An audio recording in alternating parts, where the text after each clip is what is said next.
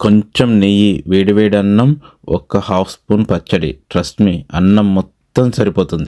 ఇంత టేస్ట్ ఉన్న పచ్చడి ఎప్పుడూ తినలేదు కెనడాలో. అబ్రాడ్లో ఉండే మన తెలుగువారి పరిస్థితి చాలా దారుణం. వాళ్ళకేంటి చాలా బాగా సంపాదిస్తున్నారు, లైఫ్ ఎంజాయ్ చేస్తున్నారు అనుకుంటాం. కానీ స్టూడెంట్స్ అయితే పొద్దున్నే కాలేజీకి వెళ్ళాలి, సాయంత్రం కాలేజ్ అయిపోయిన తర్వాత మళ్ళీ వర్క్కి వెళ్ళాలి, వచ్చేసరికి నైట్ 2-3 కూడా అయిపోతుంది. వాళ్ళకి వండుకోవడం కాదు కదా, కనీసం తినడానికి కూడా టైం ఉండదు. ఒక్కొక్కసారి ఆ శాండ్విచ్లు, బర్గర్లు తినే గడిపేస్తుంటారు. అది తిని నోరు చప్పబడిపోతుంది. అట్లాంటి టైంలో ఇట్లాంటి పచ్చడి దొరకడం అదృష్టం అని చెప్పాలి. ఒక లైఫ్ సేవర్ లాగా పనిచేస్తుంది నాకైతే. ఇప్పుడు కెనడాలో ఈ తెలుగు పచ్చళ్ళ వాళ్ళు ఈ చికెన్ పచ్చడి చేసి అమ్ముతున్నారు. అచ్చం మన ఆంధ్ర స్టైల్లో. ఎంత టేస్టీ ఉంటుందో. ఒక్క స్పూను పచ్చడి, కొంచెం నెయ్యి వేసుకుని తింటే ఉంటుంది.